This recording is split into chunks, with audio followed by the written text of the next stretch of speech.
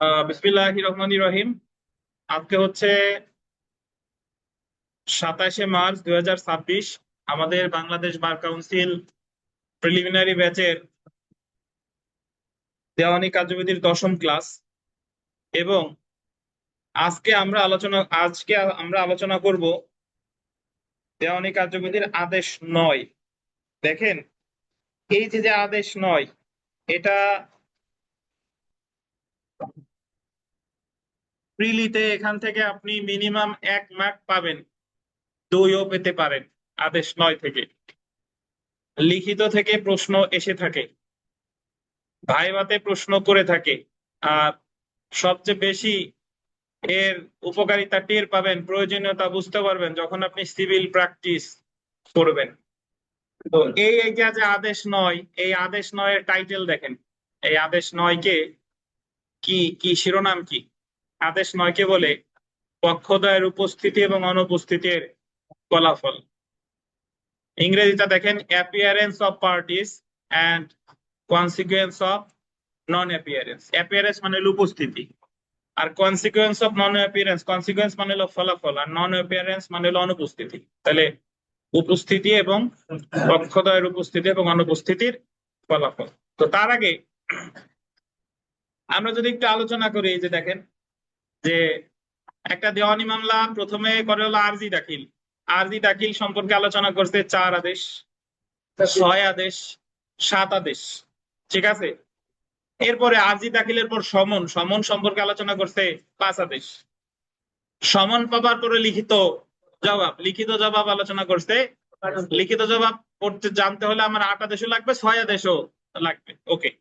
এখন যখন লিখিত জবাব দাখিল করা হয়ে গেল এবং লিখিত জবাব দাখিলের পরে যখন বাদী বিবাদী একটা দিনে হাজির হলো, বাদী বিবাদী একটা দিনে কি হাজির হলো, হাজির হলে ওই দিন ওই মামলাটা এডিআর এ মধ্যস্থতার জন্য পাঠালো, মধ্যস্থতার জন্য পাঠালো। কিন্তু যদি এরকম হয় যে লিখিত জবাব দাখিলের পর যেদিন দুই পক্ষের বাদী এবং বিবাদীর হাজির হওয়ার কথা, ওই দিন বাদী আসে নাই, বিবাদী আসছে, বা বিবাদী আসছে, বা বাদী আসছে, বিবাদী আসে নাই, বা বাদী বিবাদী কেউই আসে নাই, তাহলে তো ওই মামলা তো এডিআরে পাঠানো যাচ্ছে না। তাহলে যখন উভয় পক্ষ আসে নাই বা কোনো এক পক্ষ আসে নাই, তখন ওই মামলার ফলাফল কি হবে, এই সম্পর্কে বাদী অনুপস্থিত থাকলে কি হবে, বিবাদী অনুপস্থিত থাকলে কি হবে, উভয় অনুপস্থিত থাকলে কি হবে, এই সম্পর্কে আলোচনা করছে কত আদেশে?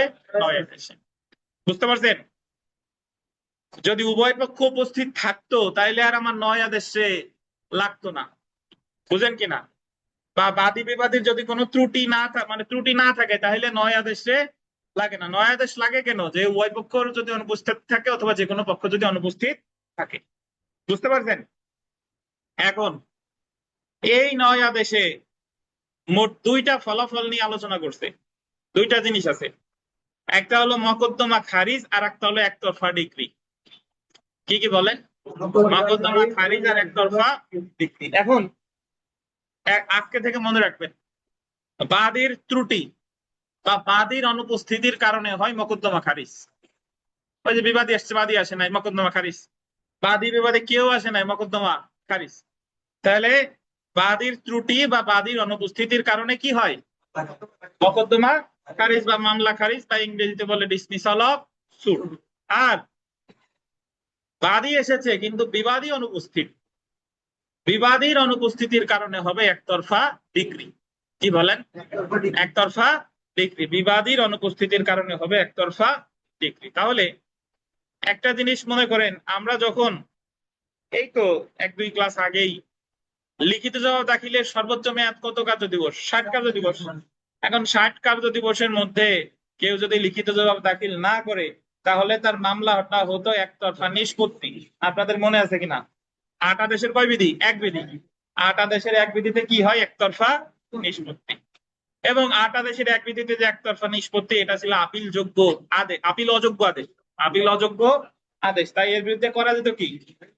আর আমরা 9 আদেশে যেটা আজকে পড়বো সেটা হলো বিবাদী যদি অনুপস্থিত থাকে, বাদী উপস্থিত থাকে, তাহলে যেটা হয় সেটা হলো একতরফা ডিক্রি। এটা একতরফা নিষ্পত্তি না, এটা কি? একতরফা ডিক্রি। তো এই হলো আনুষঙ্গিক আলোচনা। আসেন আমরা এখানে চলে আসি। প্রথম লাইন যদি পড়ি দেখেন, দেওয়ানি কার্যবিধির 9 আদেশে। ও আর একটা কথা এখানে বলে রাখি, এই জায়গা যে অনুপস্থিত আছে, এই অনুপস্থিতির ওই জায়গায় লেখেন গড় হাজিরা। গড় হাজিরা, গড় হাজিরা।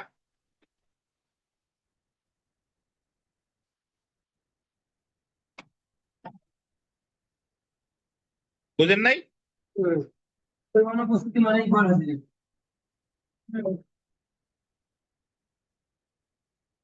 গড় হাজিরা, গ র দেন, র।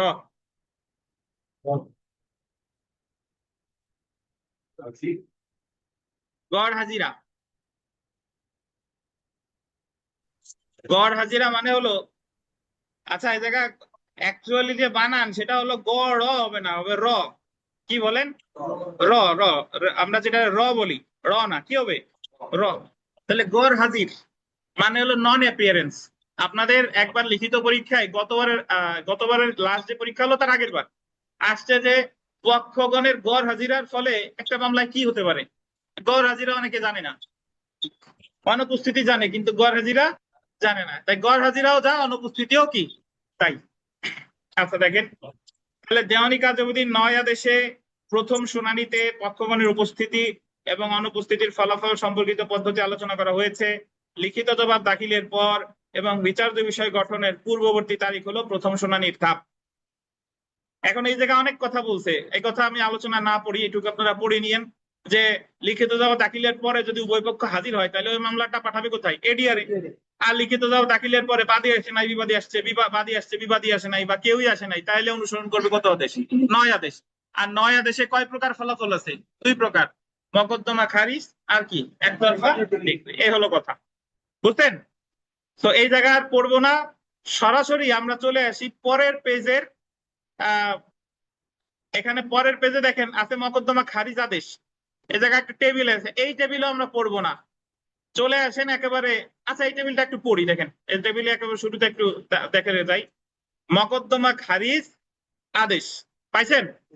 Order of dismissal of suit. তো এই যে মকদ্দমা খারিজ আদেশ, এটার ইংরেজিতে কি বলে? Dismissal of suit. লেখেন 9 আদেশের আন্ডারলাইন করবেন 2, 3, 5, 8 বিধির অধীন আদালত নিম্নলিখিত কারণে মকদ্দমা খারিজের আদেশ দিতে পারে। তাহলে একটা যে 9 আদেশ, এই 9 আদেশে 4টা বিধিতে মকদ্দমা খারিজ হয়। কয়টা বিধি? 4টা বিধি। 2 বিধি, 3 বিধি, 5 বিধি, 8 বিধি। কত কত?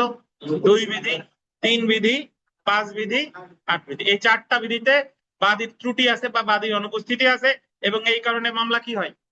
খারিজ হয়। এখন এই জায়গা আর পড়বো না, একেবারে সরাসরি আমি চলে আসি পরের পেজে। দেখেন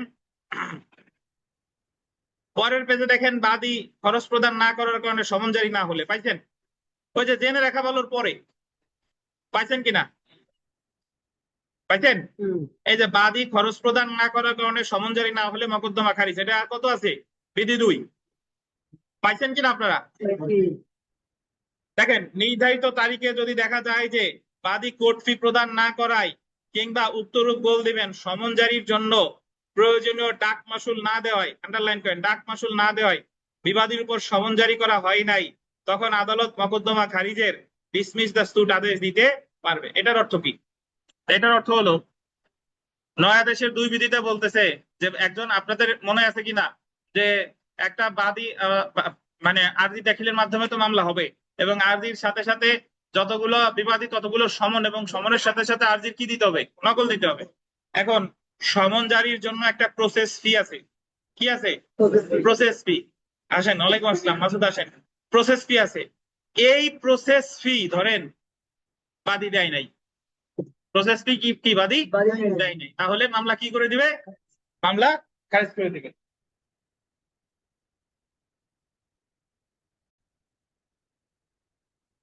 আচ্ছা, তাহলে এই যে প্রসেস ফি দেয় নাই, প্রসেস ফি না দেওয়ার কারণে মামলা খারিজ হবে 9 আদেশের কয় বিধিতে? 2 বিধি। এখন প্রসেস ফি না দেওয়ার কারণে মামলা খারিজ করতে কিন্তু আদালত বাধ্য না। এটা আদালতের কি ক্ষমতা? বিবেচনামূলক ক্ষমতা। খারিজ করতেও পারে, আবার কি নাও পারে। বুঝছেন? তাহলে আমরা 9 আদেশের 2 বিধি মনে রাখবো। মকদ্দমা খারিজ করছে কিসের জন্য? প্রসেস ফি না দেওয়ার জন্য। কথা শেষ। ঠিক আছে, চলে আসি আমরা 9 আদেশের 3 বিধি। মকদ্দমার আন্ডারলাইন করেন, কোন পক্ষই হাজির না হলে বিধি কত? 3। কোন পক্ষই হাজির হয় নাই। মকদ্দমার কোন পক্ষই হাজির না হলে বিধি কত? 3। 9 আদেশের 3 বিধি। কোন পক্ষই মানে কি? বাদীও আসে নাই, বিবাদীও আসে নাই। মকদ্দমার কোন পক্ষই হাজির না হলে। তো দেখেন, মকদ্দমার শুনানির জন্য নির্ধারিত দিনে যদি বাদী এবং বিবাদী উভয় পক্ষ হাজির না হয়, তাহলে আদালত মকদ্দমা খারিজ করে দিতে পারে। একটা জিনিস এখানে শুনেন, আপনাদের একটা বলিনি, আপনাদের সামনে গিয়ে হয়তো একসময় মনে হবে। একটু আগে আমি বলছিলাম বাদীর অনুপস্থিতির কারণে হয় মামলা খারিজ, আর বিবাদীর অনুপস্থিতির কারণে হয় কি? মামলা একতরফা ডিক্রি। তাহলে এই জায়গা তো বাদীও আসে নাই, বিবাদীও আসে নাই, কিন্তু এই জায়গা হচ্ছে কি? মামলা খারিজ। এখন যদি বলেন স্যার এই জায়গা তো বাদী আসে নাই, ঠিক আছে, বিবাদীও তো আসে নাই। বিবাদী নাই আসুক, মামলাটা করছে কে? বাদী। তাহলে কে না আসলে দোষ বেশি? বাদী না আসলে দোষ বেশি। তুমি তো বিবাদীর দোষ ধরার আগে আগে তো তোমার দোষ বেশি, কারণ তুমি নিজেই তো আসে নাই। বুঝেন কিনা? তো শুনানির দিন যদি বাদীও না আসে, বিবাদীও না আসে, তাহলে মামলা কি হবে? খারিজ। এটা কত বিধি? 3 বিধি।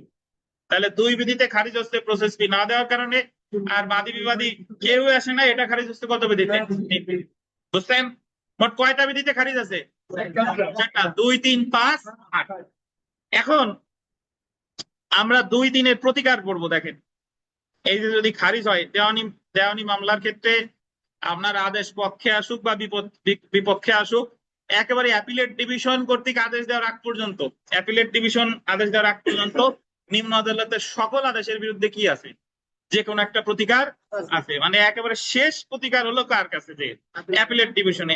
আপিল বিভাগ যখন কোনো রায় দিবে সেটাই চূড়ান্ত। এর বিরুদ্ধে তাও অ্যাপিলেট ডিভিশনের বিরুদ্ধে আবার আরেকবার রিভিউ করা যায়, তো সেটা পরের কথা। তো দেখেন এর প্রতিকার কি আছে। 2 এবং 3 বিধির অনুসারে প্রদত্ত খারিজ আদেশের বিরুদ্ধে প্রতিকার বিধি কত? দেখেন 4। 2 বিধিতে, 2 এবং 3 বিধিতে যদি খারিজ হয়, তাহলে প্রতিকার আছে কত বিধিতে? 4 বিধিতে। দেখেন, 2 বা 3 বিধির অধীন উল্লেখিত কারণে মকদ্দমা খারিজ হলে উক্ত খারিজের বিরুদ্ধে বাদী, এই যে আমরা যা পড়তেছি, এই বাদী যে এগুলো সব প্রতিকার আছে কততে? 4 বিধিতে। বাদী এই যে দেখেন নতুন করে মকদ্দমা দায়ের করতে পারে। মে ব্রিং ফ্রেশ সুট। মে ব্রিং মানে হলো করা, মানে আনা, এই যে আনতেছে। ফ্রেশ সুট মানে নতুন মামলা করা, নতুন মামলা দায়ের করতে পারে। একটু ব্র্যাকেটে লিখে রাখেন, যদি তামাদি মেয়াদ থাকে। যদি তামাদি মেয়াদ থাকে।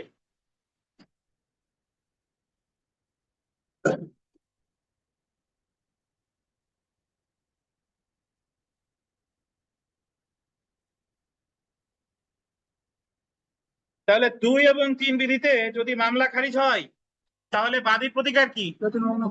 নতুন মামলা করতে পারে। তবে কথা হলো যে তামাদি মেয়াদ থাকতে হবে। এই জায়গা যদিও বলে নাই তামাদি মেয়াদের কথা, বাট তামাদি মেয়াদ থাকতে হবে। কারণ ধরেন আপনার একটা মামলা দায়ের তামাদি মেয়াদ ধরেন 3 বছর।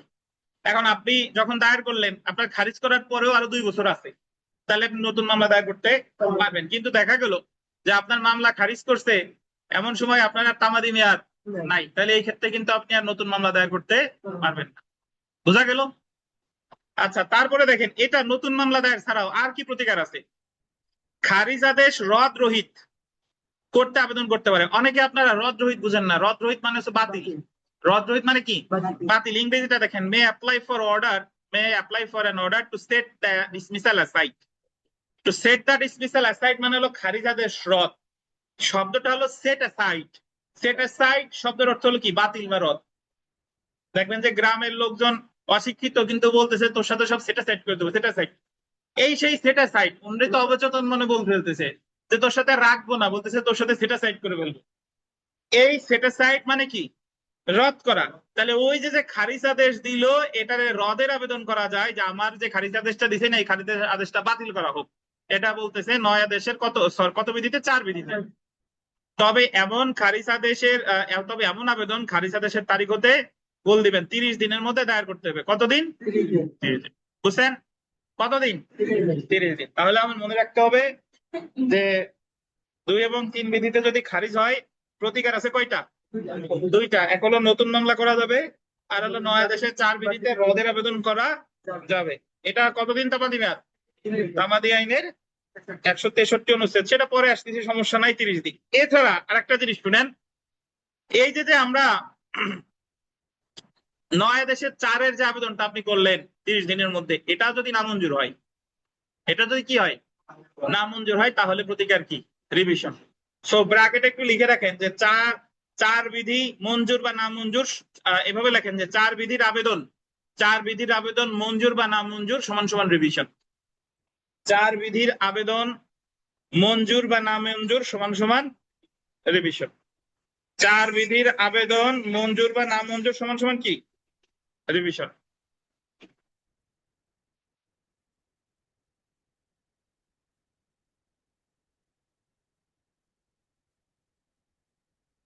চার বিধির আবেদন মঞ্জুর বা নামঞ্জুর সমান সমান রিভিশন।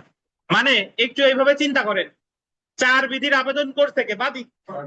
বাদী এসে বলতেছে জি ইওর অনার, আমি আসতে পারি নাই, আমি দুর্রোগ ব্যাধিতে আক্রান্ত ছিলাম, এই যে আমার মেডিকেল সার্টিফিকেট, বাট আপনার কথা উনি শোনে নাই, উনি আপনার আদেশ কি করে দিছে? নামঞ্জুর। তাহলে বাদীর প্রতিকার কি? রিভিশন। আবার বাদীর কথা শুনছে, বাদীর কথা শুনে খারিজ আদেশ রদ করে দিছে, তাহলে সংক্ষুব্ধ কে? বিবাদী। বিবাদীর প্রতিকার কি? রিভিশন। বুঝেন কিনা? তাহলে বাদী বিবাদী এমনি তো মানে সরি, 9 আদেশের 4-এ যে দরখাস্ত, এটা মঞ্জুর হোক বা নামঞ্জুর হোক, প্রতিকার কি? রিভিশন। তাহলে 2-3-এ খারিজ হইলে আমার প্রতিকার আছে কততে? 4-এ। 4-এ বলছে নতুন মামলা করা যাবে, অথবা কি করা যাবে?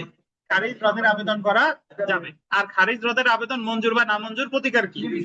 এখন শুনেন, এই দুইটা প্রতিকার ছাড়াও আরো একটা প্রতিকার আছে, সেটা হলো 9 আদেশের 2 এবং 3-এর বিরুদ্ধে, মানে ওই যে খারিজ আদেশ, ওই খারিজ আদেশের বিরুদ্ধে সরাসরি রিভিশন করা যায় উচ্চ আদালতে। মানে আমি নতুন মামলাও করি নাই, আমি খারিজ রদের আবেদনও করি নাই, আমি 9 আদেশের 2 এবং 3-এর যে খারিজ আদেশ, এর বিরুদ্ধে সরাসরি করব কি? রিভিশন। সো একটু লিখে রাখতে পারেন যে 9 আদেশের 2 ও 3 বিধি সমান সমান রিভিশন। 9 আদেশের 2 ও 3 বিধি সমান সমান কি? রিভিশন। বুঝেন কিনা? মানে 2 এবং 3 বিধিতে যে খারিজটা করলো, এটার বিরুদ্ধে সরাসরি কি করা যাবে? রিভিশন করা যাবে। তাহলে প্রতিকার অ্যাকচুয়ালি আছে কয়টা? 3টা। ওই যে 2-3-এর বিরুদ্ধে সরাসরি রিভিশন করা যায়, রিভিশন না করলে আপনি নতুন মামলা করা যায়, নতুন মামলা না করলে খারিজ রদের আবেদন করা যায় 9 আদেশের কততে? 4-এ।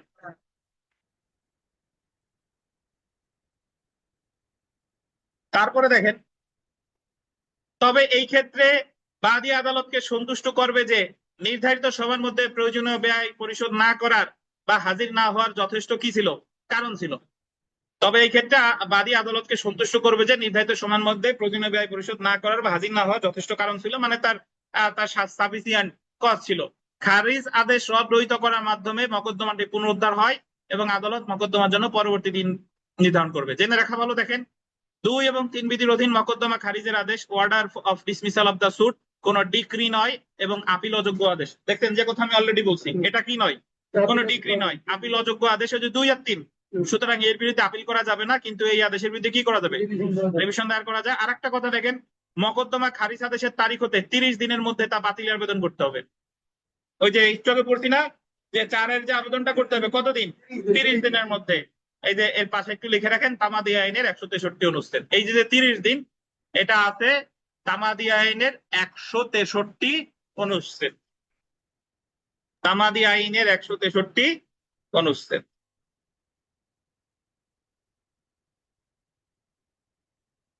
তামাদি আইনের 163 অনুচ্ছেদ।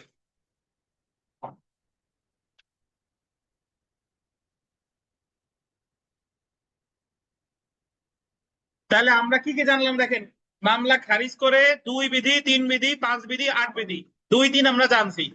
2 বিধিতে খারিজ করে প্রসেস ফি দেয় নাই, 3 বিধিতে খারিজ করে বাদী বিবাদী কেউ আসে নাই। 2-3-এর প্রথম প্রতিকার উচ্চ আদালতে রিভিশন করা যায়। দ্বিতীয় প্রতিকার 4 বিধিতে আছে নতুন মামলা করা যায়, অথবা 4 বিধিতে আছে খারিজ আদেশ রদের আবেদন করা যায় 30 দিনের মধ্যে। তামাদি আইনের কত অনুচ্ছেদ? 163। আর এই 4 বিধির আবেদন মঞ্জুর হোক বা না মঞ্জুর হোক, এটা কি? রিভিশন। বুঝছেন? এই যে আমরা 2-3-4 পড়লাম, কারো কোনো প্রশ্ন আছে? প্রশ্ন থাকলে জিজ্ঞাসা করতে পারেন। কারো যদি প্রশ্ন না থাকে, মাসুদ এদিকে আসেন। মাসুদ আসেন, আসেন বলো।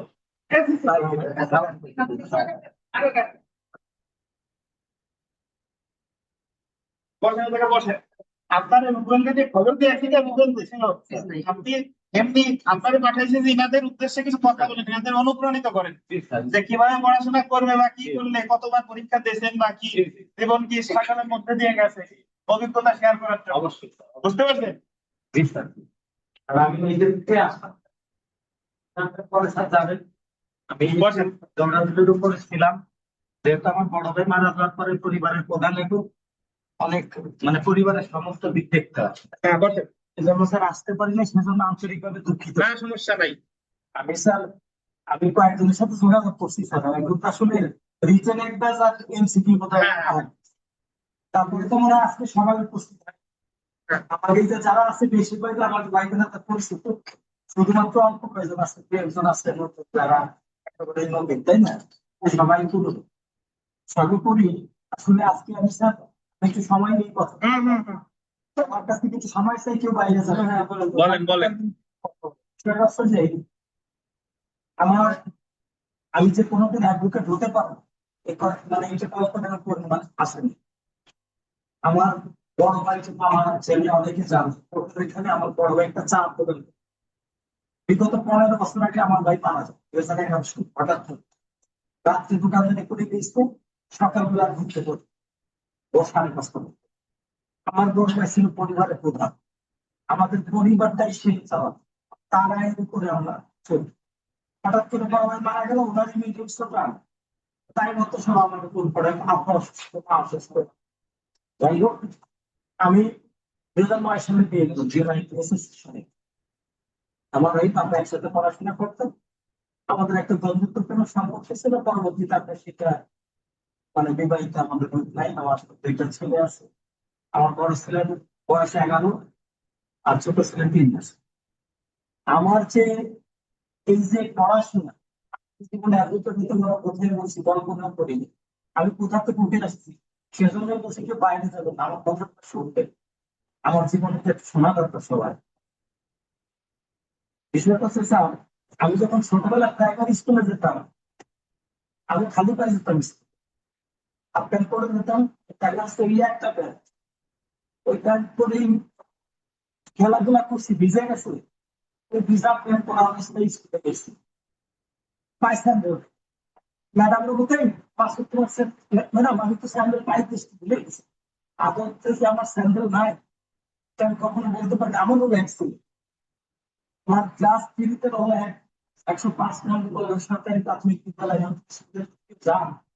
1999 সালে দেখবেন এক রোল ফ্লাইটে আমার, চতুর্থ শ্রেণীতে এক রোল আমার, তৃতীয় শ্রেণীতে এক রোল আমার।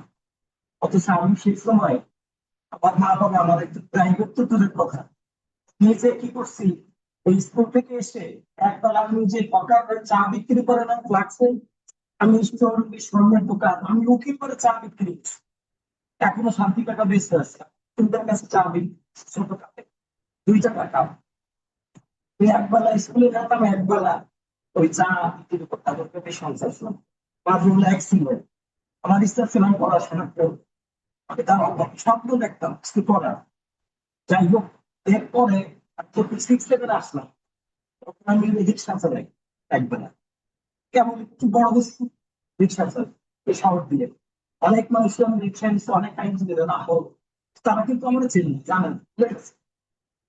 আমার মনে পড়ে যখন একটু হলো আমার বড় হয়ে গেল বাড়ি, আমি তো এখন চার দোকান দিয়ে কোটের বাড়েন নাই, কম বেশি তো ভালো ইনকাম আছে, তোর রিক্সা চালানো লাগে।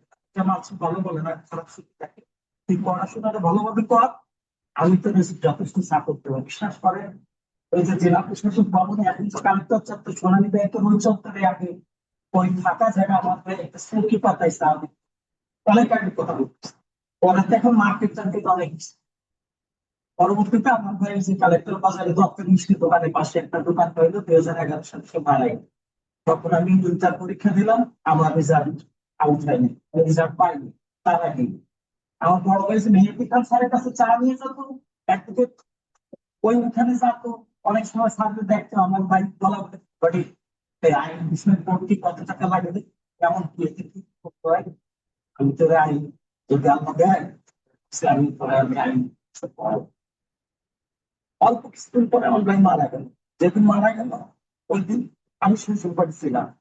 রাত্রি 10:30টার দিকে আপনার এই কলেজের সামনে ইলেকট্রনিক পড়ার গাড়ি যেটা গাড়ি যেত, আমার ভাই দোকানের থেকে এক কাপ চা খেয়ে আসছি, ভাই আজকে সকালে চলে আসলাম বাড়ি তাড়াতাড়ি আসছি। ওই যে রাত 10:30টার দিকে গেলাম, আমার ভাই সাথে ফজরের সময় আমার ছোট বোন ফোন দিচ্ছে, ভাই তাড়াতাড়ি বাসায় আসো, ভাই নাই। পরে এসে কান্নাকাটি করলাম। যখন সারা দিন কে কিভাবে আসে ঠিক নাই, আমার বাইরে যখন খবর এলো আমার পার্টিতে ধাক্কা দিচ্ছে, ভাই খবর expire।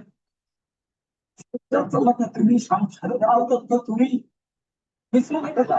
এখন আসলে আমাদের কে পড়ার, আমি যাই বিষয়টা হলো কে পড়ার। আজকে যখন নারী শিক্ষকের কিন্তু তৌফিক পাবা এখন তাই সে আছে আমাদের কিন্তু আমাদের থেকে উঠা কোনো বাড়ি নেই। আর আমরা তো আছি, আল্লাহ আছে।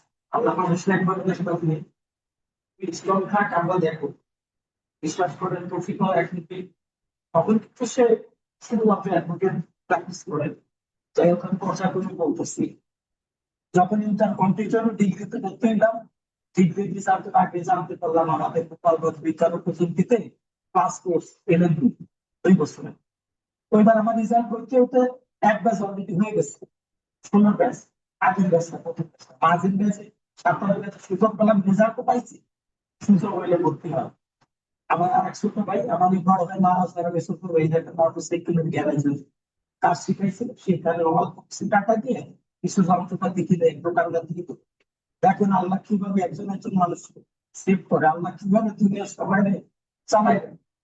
বড় ভাই মারা গেল, আমি কিছু নিশ্চয় আমি কিছুই করতে পারি না, শুধুমাত্র একটু পড়াশোনা করি পাশাপাশি। তখন আমি ওপেন ইউনিভার্সিটির এসএসসি ব্যাচ পড়াই, এসএসসি ব্যাচ গণিত এবং ইংলিশ পাবলিক হলের ভিতরে আমি একটা রুম ছিল, সেখানে আমি পড়াইতাম। আমার ছোট ভাই অলরেডি মোটরসাইকেলের গ্যারেজ, ও কিন্তু টুকটাক সংসারের হাল ধরে ফেলেছে। ও কিন্তু আমার সাপোর্ট করে, আমি নিজে পড়াই চলি। পরবর্তীতে যে জিনিসটা হইলো, ওই যে আমি এলএলবিতে ভর্তি হইলাম, ভর্তি হওয়ার পরে এলএলবি কমপ্লিট 19 সালে পাশ করলাম। 19 সালে পাশ করার পর আমার বিজ্ঞ সিনিয়র যারা ফয়সাল সিদ্দিকী স্যারের সাথে কথা বললাম। ওই ফয়সাল স্যারই আমার বড় ভাই দোকানে চা খেতেছে, মাঝে মধ্যে ওনার সাথে কথা বলতাম। হঠাৎ একদিন জানলাম ফয়সাল স্যার আইনছে, কি রে স্যারে আমি একটু নাম ধরে বা এইভাবে ডাকি, কোনোদিন তো বড় বাবা আমি তো সম্মানিত সোনালিতে আমি নাম ধরে দেখি। আর আমার সিনিয়র কিন্তু পুরো আমার বয়সী, বলতে শুনলে যে আমার সিনিয়র আর আমার থেকে একটু কম বয়স হতে। যাই হোক, পয়সা আছে এরকম বিদেশ থেকে পড়াশোনা করে নিয়ে আসবো কে, আমি পুরো জিজ্ঞাসা পাই নিজের কাছে। পরবর্তীতে আমার সেই সিনিয়রের কাছে আমি গেলাম, অনেকে বলবে ফয়সাল স্যারের কাছে যা শিক্ষা বসে ছিল, স্যারের কাছে গেলাম। স্যার বললাম মাসুদ ঠিক আছে আপনি আসেন, আপনি করবেন শিক্ষানবিশদের কিন্তু কালো টাইপ করা যাবে না, লাল টাইপ করে আসবেন, ফলো করবেন, যেভাবে চলি সেভাবে চলবেন, এর কিন্তু বাইরে যাওয়া যাবে না। আমার স্যার খুবই সেন্সিটিভ মাইন্ডের, একেবারে এলোমেলো পাইনি তার।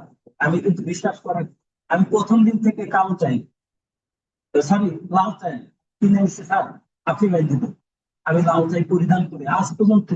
আমি এই মুদ্রা আগে কিন্তু কালো টাই করি 2 দিন, শুধুমাত্র ভার্সিটির বাইবার দিন, এলএমপি যখন কমপ্লিট হলো ভার্সিটির বাইবার দিন আর বার্তা বাইবার দিন। এরপরে কিন্তু ওই কালো চাই খুলে নিয়ে বাসায় রেখে দিচ্ছি, যদি আল্লাহ আমাদের অ্যাডভোকেট করে আমার স্যারের হাত থেকে আমি কালো চাই নিয়ে পড়ো। তারপর স্যার বলছে লাল চাই শিক্ষা বিশ্বাস করেন। আমি যখন এলএলবি কমপ্লিট করে ফয়সাল স্যারের কাছে যদি এসে শুরু করলাম, আমি জানতে পারলাম যে অ্যাডভোকেট হইতে হবে অনেক পড়াশোনা, খালি এলএলবির একটা সহজ হলেই অ্যাডভোকেট এত সুবিধা না। আসলে যদি স্যারের কাছে না আসতাম জীবনে কোনদিন অ্যাডভোকেট নামটা তাদের সাথে যোগ করতে পারতাম না। তো সে একেবারে প্রথম বই মানিকদের এখানে একজন ম্যাজিস্ট্রেট হঠাৎ করে যে আজাদ ভাই আর রিফাত ভাই আরো অনেক বড় ভাইরা টুটুল ভাই যারা কোনটা এক ম্যাজিস্ট্রেট আসে, উনি হলো আইন মন্ত্রণালয় বর্তমান দায়িত্ব পান, ওই স্যার এসে ওইখানে পড়ায়। ওই স্যার আমি মাধ্যমিক এখানে যাই, প্রধানিত শিক্ষানবিশ আমি গল্প পরে ওইখানে যাই একটু কষ্ট হয়ে যায়, রিক্সা ভাড়া মনে করেন আমার পকেটে থাকে না। গেলাম তো স্যার পড়াই তো এতগুলা শিখ পেয়ে সেখানে পড়াই, আমি ফার্স্ট কোর্সের স্টুডেন্ট, কিভাবে বুঝবো এই পড়াশোনা মাথায় ঢোকে না। হঠাৎ একদিন জানতে পারলাম অ্যাডভোকেট সনি খান স্যার, ওনার বাসায় স্টুডেন্টদের আইন বিষয়ে পড়ায় বা স্যার শিখায়। ওইখান থেকে তাহলে একদিন আমি আমার মনে তাগিদ যে না রে তাহলে আমি একটু যাই, সবাই এরকম বলতেছে স্যারের দিকে দেখে আসি। বিশ্বাস করেন অ্যাডভোকেট সাবের আলম, অ্যাডভোকেট যে আর একজন স্যার ইব্রাহিম, ইব্রাহিম ভাই, রাজু, রাজু ভাই, আমরা সবাই এক ব্যাচ, টুটুল ভাই, এখানে আলামিন। সিটি কোবা, আর এখানে তো কত স্টুডেন্ট আইসে। আমি একদিন প্রথম দিন স্যারের এখানে বসার পরে আমি স্যারের যে ক্যাপাসিটি, স্যার যেভাবে পড়ালো স্টুডেন্টদের, আমি শুনে ওনার প্রতি ওই যে যে আমার একটা মনের আত্মতৃপ্তি, আল্লাহ এই লোকের কাছে যদি আমি আসি, ইনশাল্লাহ আমি যদি পাস নাও করি, আইন মানা যায়, আইন ভোগ করতে এই স্যারের কাছেই থাকতে হবে। এবং রিফাত ভাই, শহীদুল ভাই, অন্যান্য যারা সিনিয়র শুনতাম ধরে এই কোচিং ঢাকা যে করতে অনেক না, ঢাকা যে কোচিং করতে 20,000 10,000 আগে হলো স্যারকে অ্যাডভান্স দিয়ে ওই যে সে তাও সিট দেয় মনে হয়, এখানে ওই ই দেয় না ভর্তি হওয়ার কাগজ দেয়। বাহ! এটা আপনি দেখেন টাকা পয়সা জমা দেন অমুক তারিখ থেকে আসবে, 1 ঘন্টা আধা ঘন্টা বা 1.5 ঘন্টা কি পড়ায় না পড়ায়, তাহলে আমাদের মতো শিক্ষানবিশ ঢাকা শহর বাসায় পড়া বাদ দিলাম, ট্রেনে থেকে একদিন যদি কোচিং করি আদৌ কি সম্ভব? স্যারের কাছে আসার পর যে জিনিসগুলো দেখলাম, সনি খান স্যার এত আন্তরিকতার সাথে পড়ায়, মানে আমি কি বলবো, একজন মহান লোক মানুষ। আমি আমি বিশ্বাস করেন আমার এই সমস্ত শরীরের রক্ত এবং স্যারের পাও ধরে দিলে আরে সি সি আমি বলি আমাদের স্যারের জিনিস হবে না, তুমি এতটা আন্তরিক এতটা মানবিক যেটা পাইছি। যাই হোক, স্যারের পড়ানো ক্যাপাসিটি দেখে আমি স্যারের কাছে আসলো। স্যার একদিন বললো শোনেন, যাবে যাবে আমি বলি সে সেভাবে আমার কথা শুনে চলেন, ইনশাল্লাহ আপনারা সাকসেস। বিশ্বাস করেন স্যারের কথা শুনে সেইভাবে পড়াশোনা। আপনারা জানেন প্রথমবারেই আমি রিটার্ন দিচ্ছি, রিটার্ন ফাইনাল। দ্বিতীয়বার রিটার্ন দিচ্ছি, রিটার্ন ফাইনাল। 4 বছর মাসুদ ধৈর্য হবেন না, ধৈর্য রাখেন, আল্লাহর প্রতি বিশ্বাস রাখুন, এখানে আরো তৈরি করেন, আল্লাহ চায় আপনি আরো ভালো করে নিচে বিশ্বাস করেন। অবশ্যই মানুষের মধ্যে কমতি থাকলে আল্লাহ ততদিন পর্যন্ত তারা দেয়, সে সেইটার যোগ্য না হয়। বিশ্বাস করেন আমি এখন বুঝি যে আমি ওই সময় কি রিটার্ন কি পরীক্ষা দিচ্ছি, কি দেখছি, এবার আমি পাস করছি, আমি চাই খাতায় এনে কি দেখছি, আমি ওই সময় আসলে কতটা যোগ্য ছিলাম আমি এখন বুঝি। বিশ্বাস করেন বিগত 5 বছর আগে আপনি কতটুকু আপনার জ্ঞান ছিল, 5 বছর পরে এখন আপনি কতটা জ্ঞানী ভেবে দেখবেন। আমি এখন বুঝি যে আসলে জাতের আলো ওই যে ইব্রাহিম। ইব্রাহিম ভাই, এরা কেন একবার পাস করেছে, এনাদের জীবনে এরা হচ্ছে আরো 10-15 বছর আগে থেকে প্রচুর প্রচুর লেখে, প্রচুর প্র্যাকটিস করে লেখে, প্রচার করতে লেখে, দরখাস্ত জমা দেয়। মানে তারা হচ্ছে আইনজীবী থেকে কত কেউ বলার আগে একটা 5 মিনিটের মধ্যে একটা জামিননামা বেঙ্গল রেডি করে জমা হচ্ছে, আবেদন জমা হচ্ছে, যেটা একজন আইনজীবী অনেক সময় লিখতে বাইরে হয়ে যায়। যাই হোক, তারা কেন হচ্ছে এখন বুঝি, আসলে তারা আমাদের যোগ্য ছিল, আমাদের কমতি ছিল। আল্লাহ যখন আমাদের যোগ্য মনে করছে, আল্লাহ আমাদের করে দিচ্ছে। বিশ্বাস করেন যখন এখানে আসলাম আমি পড়ার ভিতর দিয়ে আমি মাস্টার্স কমপ্লিট করলাম। মাস্টার্স আমার ফার্স্ট ক্লাস আসে, আমি আমার সিনিয়র অনলাইন স্যারদের বেশি পাই, কিন্তু দেখেন আমার হাতের লেখার কিন্তু পরিবর্তন হয়নি তখন পর্যন্ত। 2017 সালে আমি এই করছি, দেখেন আমার 17 সালের খাতা আমি আপনাদের দেখাবো। এটা হচ্ছে আমার একেবারে আমার জীবনের মানে এটা হচ্ছে অনেক পরের লেখা। এর আগে আগের হাতের লেখা যদি দেখেন আপনারা মনে তা দিয়ে মানে কেউ না আর বড় ভাই ছবি দেখতে চাই। এটা দেখেন, তুমি দেখে নেন আগে কথা এটা শুনে। দেখেন এই যে হাতের লেখা কতটা বাজে।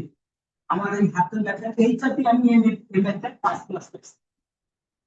যখন আমি এমএলবি স্টুডেন্ট রিটেন দেখি স্যারের কাছে, স্যার হাতে দেখে মাসুদ আপনার হাতের লেখা চেঞ্জ করতে হবে, এই হাতের লেখা আমার না, দ্রুত হাতের লেখা প্র্যাকটিস করে, তাই বলে আপনার সমস্যা। হাতের লেখা ভালো করে লিখতে হবে, চেষ্টা করেন। এই আমার এমএ ফার্স্ট ক্লাস পাচ্ছি, এই হাতের লেখা। এখন দেখেন স্যার বলার পরে এটা 21/7/2025 আমি রিটেন দেয়া 2-3 দিন আগেও আমি পারফরমেন্স বেঞ্চের পক্ষ থেকে আমার স্যার বলার পরে আমি কখন এসেছি, শুধু এক ডিস্কো খাতা না, আমার মনে হয় এরকম 10-15 ডিস্কের খাতা। আমার সিনিয়ররা বলছে বাবা তুমি হাতের লেখা প্র্যাকটিস করতে পারো, তুমি তো ভালো না, এ দেখেন বিপাশের বললো এই পাশে সর্বনিম্ন এটা হচ্ছে সর্বশেষ আমি কত তারিখ দিচ্ছি 21/7/2025 রিটার্ন এন্ড কয়েকদিন পরে রিটার্ন আপনারা একটু প্রশ্নে দেখবেন এটা আমার আমি নিজেই খাতা বানাই হাতে লেখা এখনই খাতাটা বাকি আছে এবং দেখেন আমার 18/7/2025 এখন আমার হাতে লেখা দেখছেন সেটা কথা এটা আমি যেহেতু বোর্ডালে আমরা ঢাকায় মানে কালকে সকালের দিকে আজকে বোরাত লিখছি বোরাত লিখছি দেখেন স্টপের ওই প্রশ্নটা সাক্ষ্য নিয়ে 1 নম্বর এসছে ভাই আর স্টপের দেখেন এখানে লেখা আছে মোস্টেড প্রশ্ন যে একটা পক্ষ সে সংযুক্তের জন্য মোকদ্দমা কি হবে পেয়ারে হবে ওই প্রশ্নটা দেখবেন 1 নম্বর আছে নিচে দেখেন এটা বোর্ডের খুশি কাদির ভাই আমি আপনাদের আর এক আপা মানবাদ তোলা যে মুরব্বী যে আসতো ওনার নাম জানি কি বদরুজ্জামান ভাই আমরা এক ভিতরে 5 জন এক রুমে নিচ্ছি 5 জনের মধ্যে তুই আমাদের 3 জনের হয়ে গেছে কাবির ভাই আর আমাদের আর আমরা এই 2 জন বিষয়টা হচ্ছে ভাই আমি কেন বলতেছি দেখুন আমি যদি একটু দ্রুত হাতে লেখা লিখতে শুনো যদি দ্রুত লিখি তার হাতে লেখাটা এরকম এটা দেখেন এই যে লিখিত খাতায় আমরা এটা প্র্যাকটিস করছি স্যারের এটা পরীক্ষা দিচ্ছি দেখেন আমি একটু দেখবেন এটা আমার স্যার নাম্বার দিয়েছে দেখেন এটা এই যে 24/5/2025 এই তারিখে প্রশ্নটা স্যার এই যে specific relief can not be granted for the main purpose of enforcing of a penal law এই প্রশ্নটা দেখেন লিখছি আমার স্যার মানে 6 নম্বর দিয়েছে দেখেন এটা এখানে খাতা তাহলে আমার প্রশ্ন হচ্ছে আমরা আইনজীবী হব আমার হাতের লেখা আমার বুদ্ধিমত্তা আমার কাছে একজন মানুষ ফোন দিয়ে বিপদে পড়ে বলবো ভাই বলেন তো এই বিপদে পড়ছি একটু পরামর্শ দেন আমি একজন আইনজীবী হবো আমি যদি আইনটাকে ভালো করে তদন্ত না করি আমি যদি একজন মানুষের সুপরামর্শ না দিই বলবে ওই তুই কিছু জানে না ওর কাছে যাই বিষয়টা হচ্ছে যে আইন এমন একটা জিনিস এটা প্রত্যেকটা আমার এই যে স্যার এনারা যে ফলো করবে আমি মনে করি সনিকাসের একটা নৌকার মাছ আর এই নৌকার আমরা সকল জানি এইখানে যে আসছেন এখানে একটা উৎপাদন কেন্দ্র কিভাবে বলবো আপনারা জানেন যে হাসপাতাল থেকে আমাকে নবীজি আমাদের জন্য সুপারিশ করে আল্লাহ যদি আমাদের আমরা জানতে পারি বিশ্বাস করে সনিকাসের নৌকায় যে উঠবে যদি কেউ ভয় না পায় যতই তুফান আসুক যতই ঝড়ঝাপটা আসুক যদি কেউ ওই নৌকা থেকে ছিটকে পড়ে না যায় নৌকা অবশ্যই গন্তব্যে যাবে আর এখানে যে কয়জন আছে প্রত্যেকে অ্যাডভোকেট হবে হবে হবে আজকে হোক কাল করুক তবে একটা কথা যে যত বেশি অ্যাক্টিভ সে তত দ্রুত আইছে যে যত বেশি ঢিলা সে তত দেরিতে স্যারের দিক দেখুন কমন্টি আমি যখন প্রথম দিকে আসছি আমি এমসিকিউ পাস করতাম হ্যাঁ বিশের ভিতরে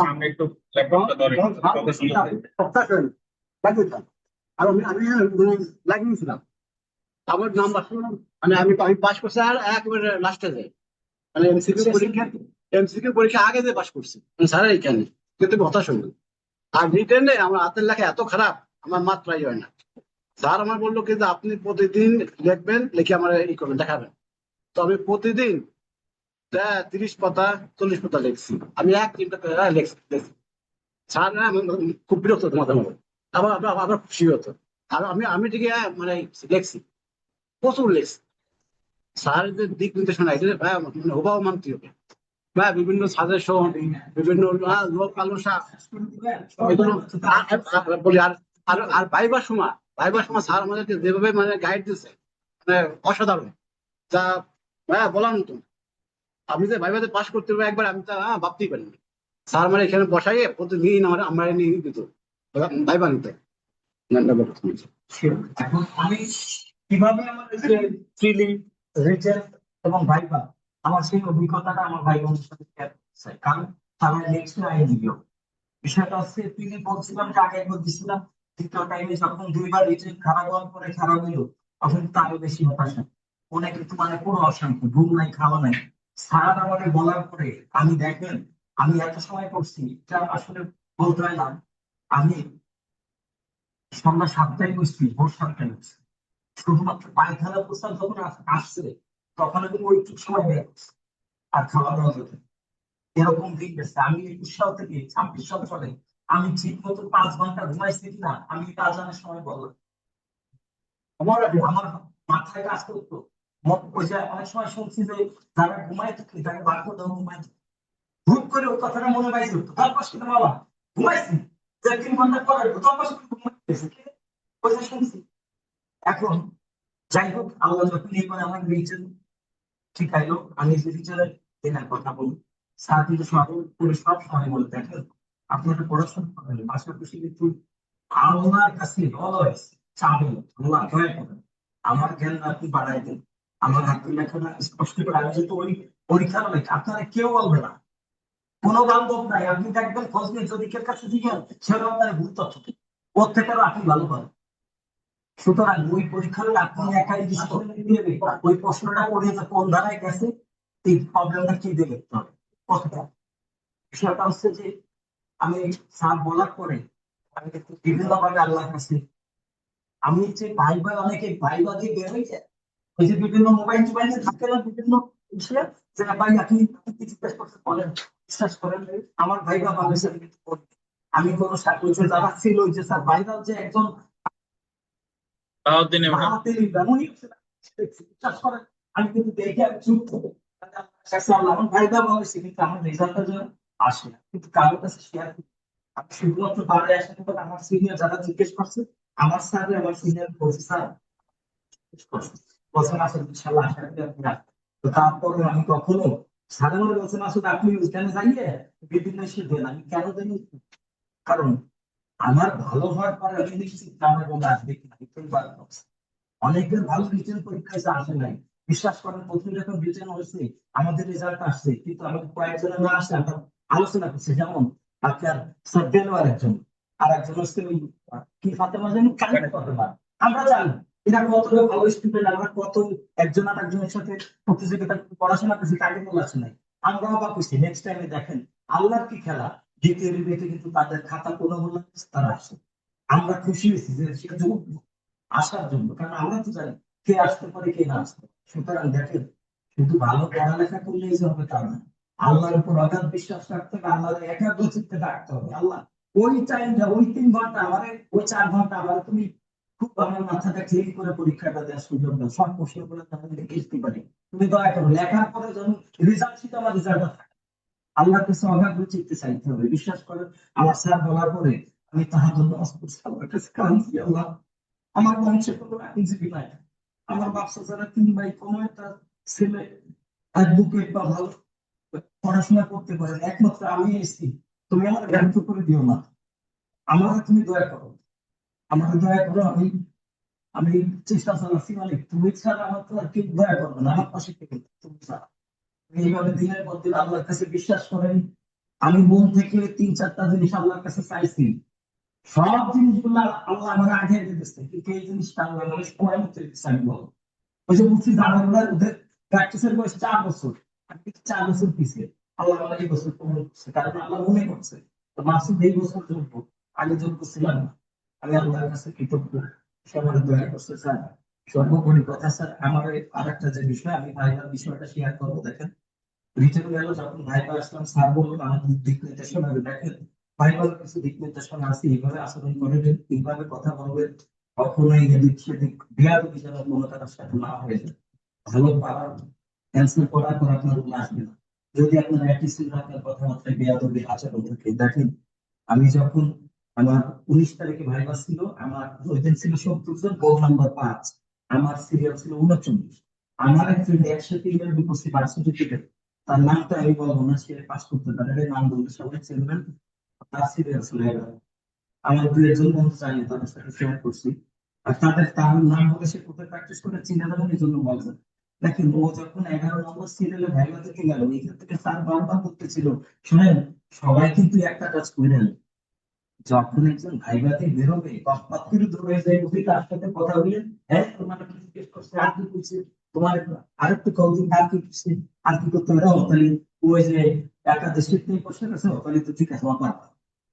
এই দিকে করে হুমড়ি খেয়ে পড়েন না, বিশ্বাস করেন আমি ওইখানে যখন সইটের করে দাঁড়ায় গেছি, আমাদের প্রথম 20 জনের নেছে, প্রথম 10 জন আর 10 জন, 20 জন একসাথে ঢুকেছে, আমার 6টা 35 মিনিটের সময় আমি সিরিয়াল দেখেন আমি আমার আগে যে ছেলেটা ভাই ভাই যোগ দিই, একেবারে আমার থেকেও মনে হয় এক জায়গায় লম্বা, মনে হয় আমার এই সিনেমা নায়ক কি তার থেকেও স্মার্ট, এত সুন্দর ছেলেটার চেহারা এবং এত সুন্দর। আমার ঢাকার বানাটাতে কোনো কোটিপতি ছেলেটা নয়। আমি আর নিজের খুঁজে পারলাম আমার আগে এত সুন্দর একটা স্মার্ট ছেলে ভাইবা, আমি বের আল্লাহ কি দেখি ভাই, মানে কত রকমের চিন্তা, বিশ্বাস করেন। আমি দুরুচ্ছেদ করতেছিলাম আমার আস্তাগফিরুল্লাহ করতেছিলাম, আল্লাহ তুমি ছাড়া কেউ নাই, বিপদের তুমি রক্ষা করতে দয়া করো। আমার ড্রিমটা পূর্ণ, আমি যেন সারনাথ জিজ্ঞেস করে মনে করতে হবে। ওই রাত্রিটা ওই সিনেমা যখন 11 নম্বর সিনেমা বাইরে দিয়ে বেরোলো, বিশ্বাস করে ও বেরোনোর পরে ওরে দেখি কি মানে একটা মানুষ মানুষের মধ্যে না কান্দে, কিন্তু তার যে চেহারা ছবি আমার পুরো খালি কান্না করে নাই। আমি দেখে আমি আর এখানে সিরিয়ালে থাকতে পারি, ওর কাছে গেছি ওরা ঢোকার আগে দড়ি টড়ি আমার কাছে দিস, তাহলে তো আমি দেখতে হবে। ভাই আমার অবস্থা খারাপ, কি আছে ভাই, আমার একবার শেষ করে ফেলেছে, আমার খুব জায়গা আছে ভাই, আমি কি দেখে করতে পারি না। কি হয়েছে বলছি ভাই, মনে বলছে যে আপনি বসেন, হ্যাঁ আপনার নাম নাম বলছি, আপনি কোন ভার্সিটিতে পড়াশোনা করছেন। আমি পরবর্তীতে যেটা জানলাম, ওরা জিজ্ঞেস করছিল পড়াশোনা কোথায় করছেন, ও বলছে Bangabandhu science and technology university. আমাদের স্যার কিন্তু ভাইবারকে বলছিল দেখেন বাংলা প্রশ্ন করতে বাংলায় উত্তর দেন, কেউ বুঝি ইংলিশে আগবাড়াই উত্তর দিতে চাইলেন। আমি যতদূর জানছি ওই ছেলেটা বাংলায় কোশ্চেন করছে, কিন্তু ও বলছে Bangabandhu science and technology university. আমার মনে হয় এরপরে ওরে বিভিন্ন ভাবে কষ্টে এমন কষা, ওই বিক্ষোভ বিচারক বোধহয় কথাই দাঁড়ান, আপনি দাঁড়ান ওরে যখন বলছে বঙ্গবন্ধু সায়েন্স এন্ড টেকনোলজি এসে বিভিন্ন ধরনের প্রশ্ন করছে, ওর কি দেখে কি বলছে, ও খালি বাইরে এসে কান্না করে। এখন বলেন আমার সিরিয়াল 39, ও যে ভার্সিটির আমিও সেই একই ভার্সিটির, আর আমার এসে করছে ভাই, আমি ওই যে ভার্সিটির কথা বঙ্গবন্ধু শেখ মুজিবুর রহমান বললেন, ওই জায়গাটা কিন্তু একদম মানে জামাত আমার যে ধরছে ভাই, একটু হুজুর মতো দাঁড়িয়ে আছে, অবস্থা কিন্তু খুবই খারাপ। আমি কিন্তু মনে করেন আমার একটু শুধু ওই বোর্ডে ও আর আমি আর কেউ না, গোপাল মন্ত্র। যাই হোক আমার 39 নম্বর সিরিয়াল 6টা 35-এ আমার আগের সিরিয়ালটা বেরো আসার পরে আমি ভিতরে ছাড় দিলেন, স্যার আসতে পারেন, আর আসে টেবিলের কাছে যে বাড়ানোর পরে আর একজন স্যার মানে তৃতীয় যে আর একজন 4র্থ নাম্বার উনি বললো যে আপনার ডায়েরিটা আমার কাছে দিন। আমি এখানে আমার কেস ডায়েরি সব জমা দিলাম, স্যারদের টেবিলের কাছে আমার স্যার আসসালামু আলাইকুম। জি ধন্যবাদ স্যার। এরপরে মাঝখানে একজন মহিলা ছিল, ওনার নুরানি চেহারা, যেটা সত্য আমি বলতে পারি, অনেক মার্জিত চেহারা, হিজাব পরা, নুরানি চেহারা, একটু বয়স্ক। আর এবং তার বাম পাশে ছিল এইরকম শরীর স্বাস্থ্য বা যে চেহারা বইছে, আমার মনে হয় ওই চেহারা থেকে তার আরো একজন চেহারা, এত শরীর স্বাস্থ্য আর এত ফিটনেস। আর যে ওই ছেলেটা বলছিল যে ডান পাশে একজন আছে জামাত প্রতি হুজুর, একটু চাইনিজ টাইপের, একটু আসলে সে একটু অন্যরকম ছিল। কেন? যখন আমি বললাম বুঝতে পারলাম, বসলাম কথা বলতে, আমরা বলতেছে যে আপনার নাম স্যার মোহাম্মদ মাসুদ তালুকদার, আপনি কোন বার থেকে আসছেন, আমাদের প্রশ্ন করতেছে। ওরে যে স্যার প্রশ্ন করছে ডান পাশে উনি না, আমাদের প্রশ্ন করছে যে স্যার যে বললাম শরীর স্বাস্থ্য ভালো, কারণ হচ্ছে এরকম আমি তো একটু পড়ান কাটতেছি, ওই মানুষ ওরকম দেখে যে বিচার করতে এরকম ভালো বাবা। পরে বলতেছে যে আপনার নাম, নাম বলার পরে আপনি কোন বার থেকে আসছেন, স্যার গোপাল গোপাল। আপনার সিনিয়রের নাম, স্যার বিজ্ঞ আইনজীবী জনাব ফয়সাল সিদ্দিকী। এই কথাটা যখন বললাম, ওই যে যে মহিলা বিচার করতেছিল উনিও আমার মুখের দিকে এরকম দেখেন, এবং যে আমাকে প্রশ্ন করছে সেও খুব ভালো করে আমার এই বক্তব্যটা নিল যে আমি আসলে সিনিয়র নামটা কোন ভাবে মানে উপস্থাপন করি। এরপরে বলতেছে আপনার সিনিয়র কোন সাইডে প্র্যাকটিস করে, স্যার আমার সিনিয়র ফৌজদারি সাইডে প্র্যাকটিস করে। আপনি কোন সাইডে পড়তে চান? এর আগে বলতেছে যে আপনি কোথায় পড়াশোনা করছেন। আমি শুধুমাত্র বলছি স্যার পড়াশোনা কোথায় করছেন, এই প্রশ্ন করলে তো সেই এসএসসি তে এলএলবি পর্যন্ত আসতে, বলছি স্যার এলএলবি করছি বঙ্গবন্ধু শেখ মুজিবুর রহমান বিজ্ঞান ও প্রযুক্তি বিশ্ববিদ্যালয়। যেটা সত্য আমি সেটাই বলছি, কারণ ওইখানে স্যারদের সামনে আমার ভার্সিটির আমি কোন সাবজেক্টে কয় নাম্বার পাইছি ওখানে সবকিছু বলে স্যারদের সামনে আছে। এ জায়গায় সুযোগ নেই না কিছু বলার, সৎসাহসে যাও, আমি যেটা সত্য আমি সেটা বলবো, তুমি আমার যা করো। এভাবে আমি বলছি। এরপর বলতেছি আপনার সিনিয়র কোন সাইডে প্র্যাকটিস করো, আর স্যার আমার সিনিয়র ফৌজদারি সাইডে প্র্যাকটিস করে। আপনি কেন আপনি কোন সাইডে করতেছেন? স্যার আমিও ফৌজদারি সাইডে প্র্যাকটিস করতে চাই। কেন ফৌজদারি সাইডে করতে চান? এইখানে আমি একটু বিদ্রোহ মানে একটু খোলাইছি। আমি প্রথম বলছি স্যার আইন পেশা স্যার একটা মহৎ পেশা, মানুষের উপকার করা যায়। আমি স্যার আমিও ফৌজদারি সাইডে পড়তে চাই, যেটা আমার সিনিয়র স্যার ফৌজদারি সাইডে করেন, সেজন্য পড়তেছে। আরো একটা বিষয় আছে, আমার বড় ভাই এই গোপালগঞ্জ ভারত বাসী তো চার দোকান ছিল, আমার বড় ভাইয়ের ইচ্ছা ছিল ছোট ভাইরা আইন বিষয়ে পড়াশোনা করা। স্যার সেইখান থেকে আমার অনুপ্রেরণা, ওই যে ডান পাশে যে স্যার ছিল তখন পাশ করে আমার ধরে দিচ্ছে, ও তাহলে আপনার ভাইয়ের ইচ্ছা ছিল, আপনার ইচ্ছা নেই। বলছি, জি স্যার আমারও ইচ্ছা ছিল, এই জন্যই স্যার এমএলবি কমপ্লিট করছে, বুঝলেন। এখানে কিন্তু আমার একটু মনে পাইছি, শঙ্কা লেগে গেছে, ওরা দর্শক তো খাইছে রে, কেন বলতে গেলাম, হ্যাঁ আপনি বলছে স্যার, বলতেছে আপনি আপনার ভাইয়ের ইচ্ছা ছিল, আপনার ইচ্ছা তো নাই, তাই না? বলছি না স্যার, আমার বড় ভাই মারা গেছে তো সেই জন্য বলছি। আচ্ছা ঠিক আছে, আপনি এই ধরনের কোনো ই নেওয়ার চেষ্টা করবেন। জি স্যার, জি স্যার। কিন্তু আমারও যে স্যার প্রশ্ন করতেছিল, উনি আমার নেক্সট বলতেছে যে, আপনি কি কোর্টে যান? আমি জি স্যার। যখন এই কথা বলছে, ও আপনার বাড়ি কোথায়? স্যার গোপালগঞ্জ। গোপালগঞ্জ কোথায়? স্যার গোপালগঞ্জ সদরে। ও আচ্ছা সদরে। আপনি কোর্টে যান? জি স্যার, আমি কোর্টে নিয়মিত যাই। এখানে আমি একটু টেকনিক খাটাচ্ছি, কেন নিয়মিত যাই বলছি, আমি চাইছি যে স্যার যদি নেক্সট প্রশ্ন করে আমার যেন কোর্ট রিলেটেড প্রশ্ন।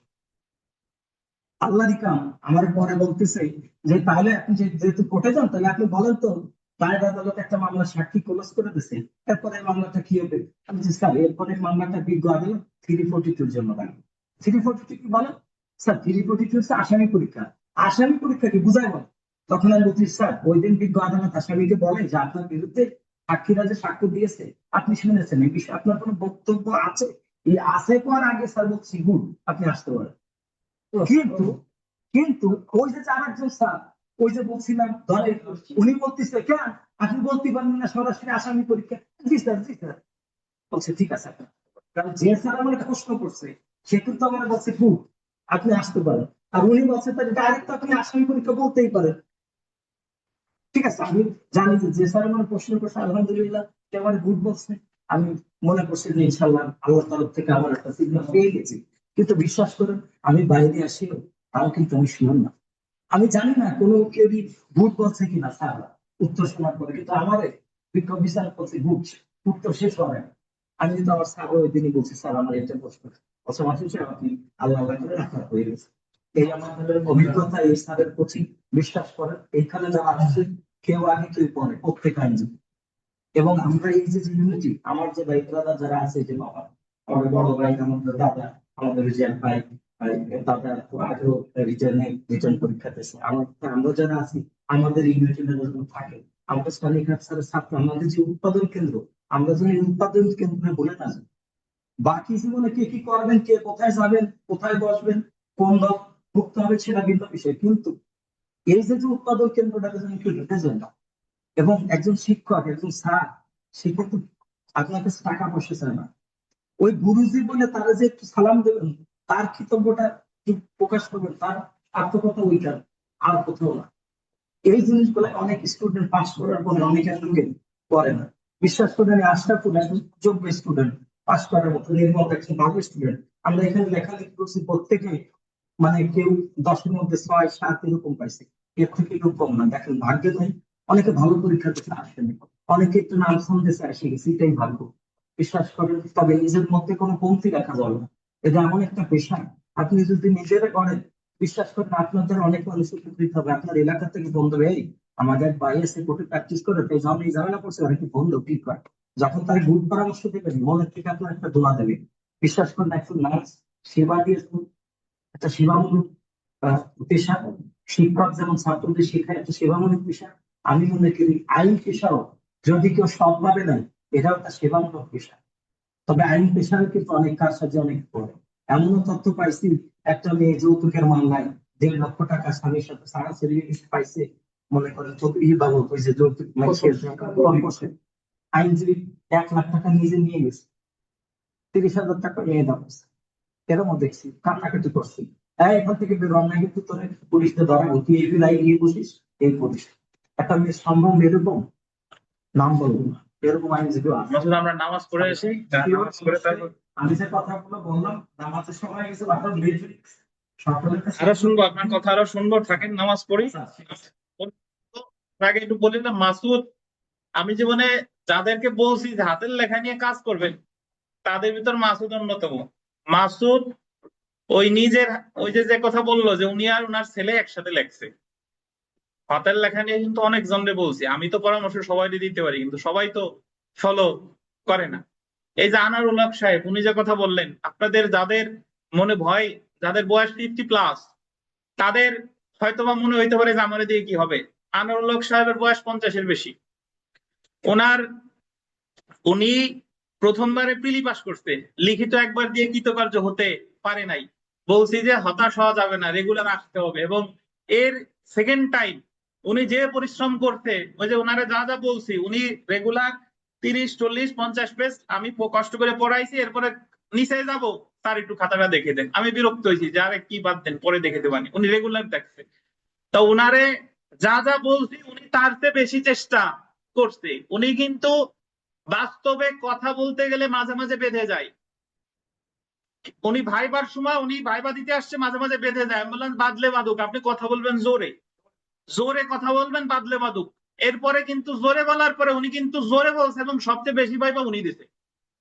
আমরা এই জায়গায় ভাইবার সবাই হাসাহাসি করছি যে উনি কি কয়, কিন্তু উনি বারবার বলছে স্যার আমার ভাইবা আরেকবার নেন, আরেকবার নেন, আরেকবার নেন, আরেকবার নেন। আমি ওদের সবচেয়ে demo viva, mock viva test উনার নিছি।